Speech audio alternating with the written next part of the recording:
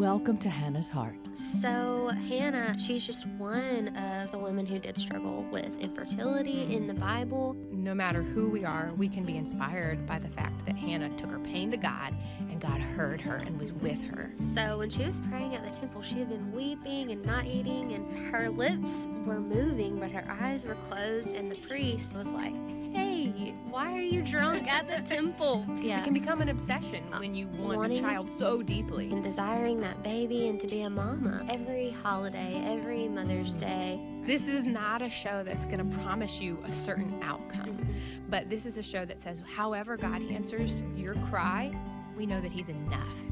Hey, I'm Ann. And I'm Kendra, and you're listening to Hannah's Heart on American Family Radio. Hey, you guys, we love our Hannah's Heart followers. That's right. And we love to pray for you. We have, if you would like to send us an email, hannahsheart@afa.net. We love hearing your prayer requests, and we love your praise reports. We've had several of those that come in and are just so encouraging to see the way God's moving and working in everybody's lives and how it's always different and God is always glorified. Yeah. For those of you that are new to this show, we are a show for couples struggling with infertility or miscarriage, but we've gone on to talk about foster care, adoption, fertility treatment, even singleness, just when your life looks different than you planned. Yeah. Trusting God through that process. And that's our story. That's why we're here. That is why we're here. And talking about adoption, yes. That's part of today's show, but also infertility and loss. And so the lady that we have on today, it was so random, I think, or she might have felt it was random, but I had followed a page of hers on social media and just felt like the Lord was telling me to reach out and just ask her some questions. And we ended up having a really long phone call after and got to know her story a little bit. I had reached out about, we'll get to this in another episode, but an adoption agency. And as she was sharing her own story, I was like, wow. Well, she didn't know if I was reaching out to hear her own story or if I was reaching out about the adoption agency. Wow. And once I told her who we were and what our show and ministry was about, and so as I heard hers, I was like, well, you would definitely qualify. Not that there's qualifiers to be on the program, but we do have a certain audience, majority of an audience that is either walking through infertility or miscarriage, or definitely has been or wants to know about it for someone they love. And so as she was sharing her story of infertility with me, that's when I was like, well, we might have to have you on, and then on again, and then on again. And so we have Kim Smith over the phone today. Hi. Hey, Kim. Thank you so much for coming on the program today. Thank you for having me. Yeah, well, I feel like we've talked about this now for a little while, and we had to rearrange some things to have you on, so I'm excited that it worked out today. Me too. Would you want to just get started by telling a little bit of what your life looks like right now, and then get into, I guess you would say, the nitty-gritty of the story and what led you to where you are right now in the ministry that you are involved in? Sure. So I'm an adoption consultant. We're not an agency. We're consultants, and we walk through the adoption process with families and then help them connect to agency partners who share the same values as we do, and then who need families for the expectant moms that they serve. But I think where our conversation led was the why I started Cradled In Grace, which is the name of the consultant agency that I have. And it was my own adoption and infertility journey that led me here. We had gone through about 11 years of infertility and struggles with miscarriages. Yeah, it was a long road. Lots of pregnancy losses. I got pregnant quickly after we got married, unexpectedly, not expecting, because doctors had told me it would be difficult due to some surgeries I'd had, some, endometriosis, things that are pretty common with women struggling with that. So we didn't expect it, and it was an unexpected surprise. We were joyful and hopeful, and then it all kind of came crashing down pretty quickly. I lost that baby at about 13 weeks, and then the second was at about 10 weeks, and then my third was at about 10 weeks as well. And there were some surgical interventions in there, and then Oh. we started struggling to even be able to conceive. Mm. And then kind of did all the whole gamut of infertility options available, and it just never happened. So it was a long process. I probably would have walked away sooner, but my husband wasn't ready, and if I've learned nothing else with adoption, you have to both be on the same page. So That's the Yeah. truth. it took us a while to move forward. Wow. How many years like between your losses did that happen?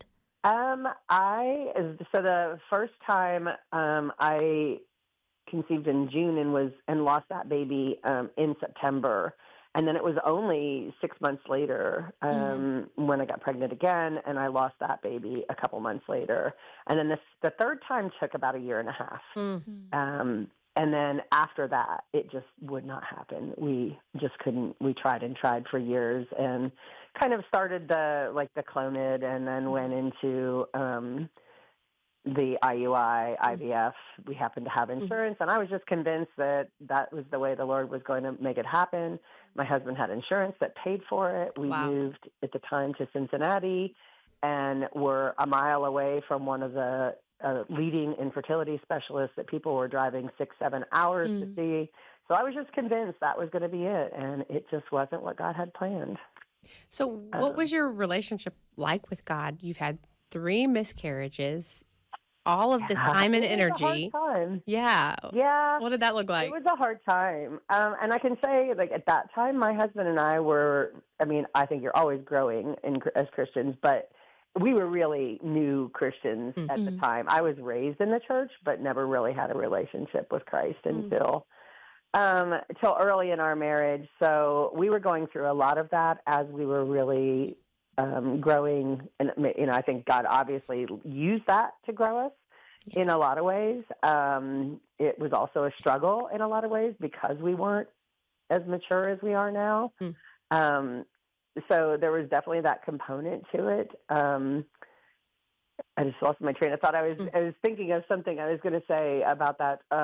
It'll come back to me. But yeah, it was a hard journey to go through. I think there was times when I was a social worker. And so my job was, in the beginning, I was working for Child Protective Services. Oh, wow. And then later I worked in a program that was specifically for women who were pregnant and abusing drugs. And my job was to provide case management and education regarding the effects on the fetus to them.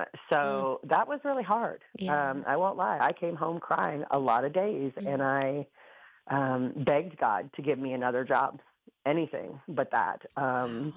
And his response was constantly a no matter what. And in hindsight, it's really easy to see that God was preparing me for my children through adoption, for Cradled in Grace, all that time. When people ask me how I started this business, I always say, God spent 15 years preparing me. I just didn't know it at the time. That is crazy. It definitely was part of it. How did you and your husband, I know you said that he was a little bit later, make that turn from, okay, biological doesn't seem to be happening. Yeah. How did that switch happen? I had a hysterectomy. Oh, so wow. kind of closed that door. Wow. Yeah. Slam that one. And again, but even that, I see God's hand in that maybe that's what we needed to close that door and really move on. We did kind of approach adoption a little bit, and I think this is very common for people. It's the fear of the cost of adoption and just so many factors. It's hard to step into. And so we started with foster care, and probably it was about 6-7 years into it, into that 11, we had a foster daughter that we had a year, and we expected to be able to adopt. And they were even talking to us about adopting her siblings, and then she ended up getting reunified, and that whole thing went out the window. And then there was a couple, those like, well, if somebody knows somebody, then maybe that'll happen. And when word gets out, all of a sudden everybody's uncle's brother's sister knows somebody, and hey, I'll tell her about you. But those things just often don't work out, and that was the case with us. And it's a dangerous spot for your heart, isn't it? It is. It is. And I can say, even when we finally got to adoption, you guys mentioned in the beginning of the show about just that desire that God puts on our hearts, and it's not always what he's going to bless you with. Mm-hmm. And I think that was the big thing for me. I can remember just crying and sobbing when we didn't think we were going to be able to fund our first adoption, and we had received a call from one of the grants saying that they weren't going to be able to approve us. They were out of funds. And I just thought it wasn't going to happen. And I remember just sobbing and falling on the floor in tears and saying, God, why? I just don't understand this. But if you're not going to give me a child, then just give me contentment. And that was when I got a child. Wow. And I think for me, that's what God wanted for me. It doesn't mean that, it's always going to happen that way. But I think that's what God wanted for me. I was making an idol out of motherhood. And while I believe wholeheartedly that God created women, to nurture and to care for others, and there's nothing wrong in and of itself of wanting to be a mother. And that's all I ever wanted. I was that woman who didn't want a big career. I wanted to be a stay-at-home mom. And I wanted 6 kids, that was my dream. But I made an idol of it. And that he definitely says we're not to do. Yeah. So how do you think wholeheartedly that I couldn't be happy without it? How do you think you got to that contentment place? I don't know. God, that was just a journey I think I had to go through with God. It was walking that road, and sometimes that road feels like God's not listening. Sometimes it feels like you're just like, why do I have to keep going through this? It was unrelenting. It was me working with these women, and I was watching them have babies and not being able to conceive myself. It was, that desire of getting told that we couldn't, getting told no from the grants, and really believing it may not happen, losing our foster daughter. All those things played into that. And I know it doesn't sound like it. It sounds like God was giving us a big resounding no, but that's exactly the point, I think, was that it felt like a no at the time, but I had to keep leaning into him. And, that day was me really being submissive. It was finally saying, okay, I'm sorry. I know I've made an idol of it, and I'm willing to live without it, but please give me the contentment to do so. Yeah. And that's the difference. It seems subtle sometimes. It's not saying I didn't want to be a mother. It was saying I'm willing to do it if that's what your will is, God. And that's so gracious of our God to do that. I know it seems like, it's so gracious of you to withhold a gift from me for a little while. No, it is because what do we miss if we do not deal with idolatry first and he allows us to become mothers? Then you become an awful mom who, I've wanted a baby for so long. Now I'm going to squeeze you so tightly, and I'm going to make awful parenting decisions based on you fulfilling a need that was in me that needed to be met in God. But when you have that moment, when he breaks you and brings you to that moment of surrendering an idol, he sets you up to have a beautiful relationship with whatever children he then blesses you with.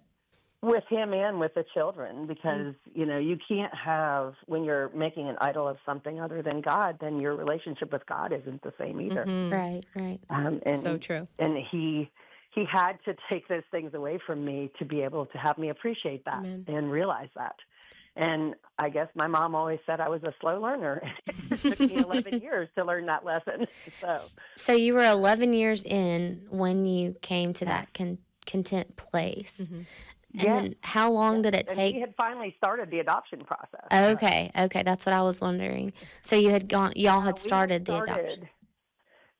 We had started in about January of 2011 and got our home study, signed on with a consultant, had done our profile book, and I think we became active in June, and it was right around that time when I had that little meltdown. It was because we were trying to become active, being able to present our profile to mamas, but that meant we had to be able to pay for it. So we were struggling with the funding, and it's crazy. I watch God do just miracles funding adoptions, and the one thing I've taken from my own experience when I talk to clients about it is, when they say, but I don't understand. And I'm like, you need to go to your heart. You need to have a talk with God. And instead of saying, please give me the funding, say, show me what's in the way. Because I believe it, and I've seen it with client after client. It's when, and of course it's always easier when it's someone else and you can look in.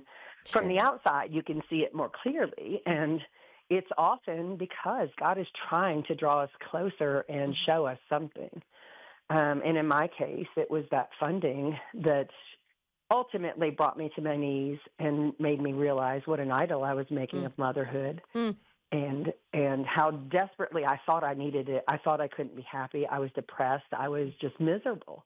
Mm. And right after that was when we got our son. Wow. Oh, wow. I think we suddenly had, and that was, where you and I talked that kind of one step further was all the miracles God did during our adoption, ultimately. But that came first. And then he started just providing in amazing ways. Mm.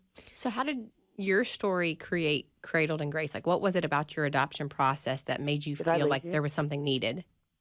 I think just knowing how hard it is for families to step into this Mm. and know what to do.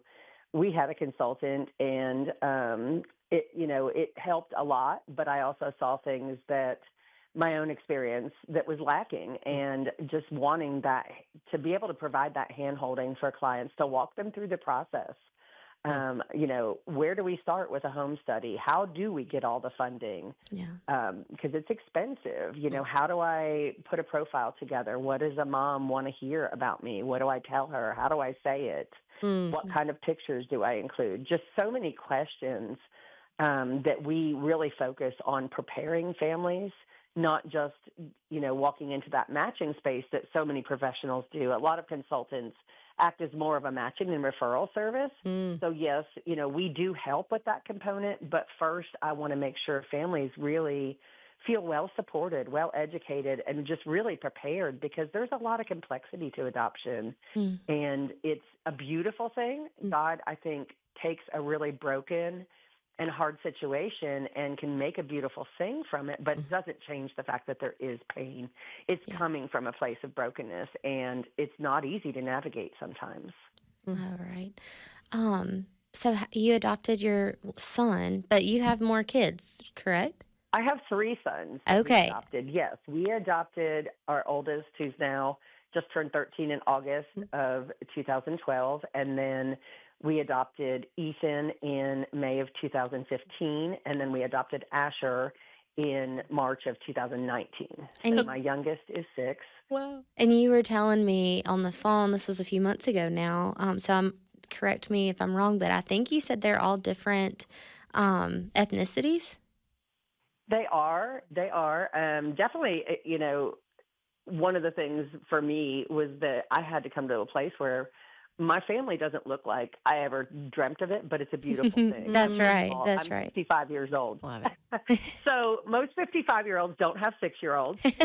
And we had no intention of adopting, this old. We didn't ever picture, not that I had anything against it, but I just never pictured my family Sure. having 3 children from 3 different birth mothers from 3 different areas of the country, all different races. But it's a beautiful thing, the way God put together our family. So, yeah, my oldest is Caucasian, and he was born in Alabama. My middle son is Marshallese. He was born in Hawaii, but his mother is a native to the Marshall Islands, which is part of Micronesia.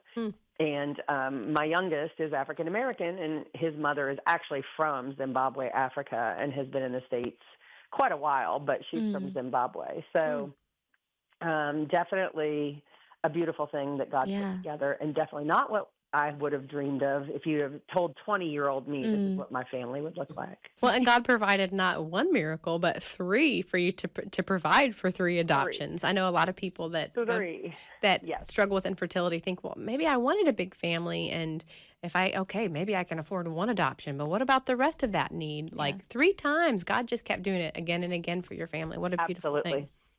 Absolutely. And if you'd have told me the first time, I swore it would never happen again, because I was tired, I was worn out, it was hard, and like you said, we never thought we'd be able to fund it again. And yet God provided in amazing ways. And really, I mean, that's something I'd love to just share another time, is our adoption stories were just incredible. Yeah. They were such amazing stories of God's faithfulness and provision in just the most bizarre of ways, to the point where it's all God, because it's just so random where things came from, where support came from, and financial means. And I've seen that with clients over and over as well. We have amazing stories of where God's just provided. And I'm talking like $40,000 in 7 days. That's amazing. When somebody takes a leap of faith. That kind of crazy, That is, yeah. Like I said, the kind of crazy, it's all God because it's just insane the way it happens. And I always jokingly say to clients when they have these sudden, super successful, times where the money comes in rapidly. I'm like, oh yeah, you're going to match real soon because you can just feel it coming. Yeah. God is preparing you and lining everything up. Well, and that just speaks to how much God loves children and wants them to find homes. Yes. And, when there's a need, it says that God puts the lonely in families. If there's a child who needs a family, watch what God will do because he loves children. My daughter and I were... And we see this as a ministry to the mamas, too. Oh, yeah. They're coming from hard places. And as someone who is a social worker, I have a lot more insight because of the experience. Again, God was preparing me 15 years ago. Wow. And it's a ministry to them when these families who are loving Christian families step up and say, I see you. I love you anyway. It's okay. You've made bad choices in life. We deal with women in addiction and just a lot of really hard situations. And when these families can show them God's love and grace living through them, it's amazing. And it's really powerful to these women. That's right. And y'all are based in South Carolina. Am I remembering that right? Yes, I'm in South Carolina.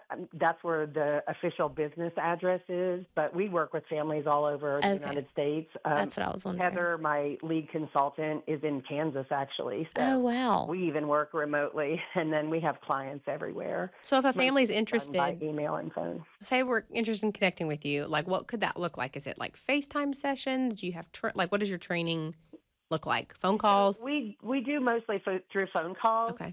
We offer a no obligation, no cost information session. It's a 45-minute call that we'll talk to families and explain our services and process and answer any questions they have. And then if they want to move forward, they go to our website and apply. And then once we start doing their working with them and they're assigned a consultant, it's all done mostly through phone calls. We try to talk to our clients every 2 to 3 weeks at minimum, just to walk them through the process. You also said helping in your introduction, helping connect them to the right agency that agrees with their beliefs. So for a lot of couples, what does that look like? What are some of the concerns they have about finding the right agency? Well, a big priority for us is ethics. We really want to make sure these agencies are loving these mamas well and serving them well. And for me, that means that they're really giving them true options counseling. That they're, while adoption can be a beautiful thing, obviously our first desire is to keep the family intact. Right. Yeah. And so we want agencies that are really doing that case management and that counseling to truly give them options and exploring and taking the time. So many agencies are out there matching mamas as soon as they walk through their doors and they're 10, 12 weeks pregnant, and they just don't have time to really do options counseling and really explore. And it puts a lot of burden on that mom if she's matched with a family too soon, and it puts a lot of emotional and financial burden on the family. Wow. And so we want agencies that are doing a good job, that they're really helping those mamas and loving them well and doing it in an ethical way, which, like I said, is not matching them early. It's giving them true options counseling. It's not being coercive. It's, reminding them that they can change their mind, because how do you really know what it's going to feel like if you've never had a child and all of a sudden you have a baby, So they need to know that it's a safe place and that they're well loved and supported. And we also work with Christian families, so a lot of our agencies are Christian-based agencies. Okay. That's awesome. Well, I love that. The idea that you're also ministering to the mother, because I feel like when we talk about, adoption, anything, we're always thinking about the adoption family and, of course, the kid. But to know how much this mama probably needs to be ministered to during that time, I think is beautiful, and something that we don't think of, because we do know that a beautiful adoption also comes from a broken home, a broken family. And so, I love that you pointed that out, and that's part of Cradled in Grace. And that's the music. Hey, how can they find you? Real quick, what's the best way to connect with your ministry? So www.cradledingrace.com is our website. If they go there, there's lots of information, and they can schedule the information session through that.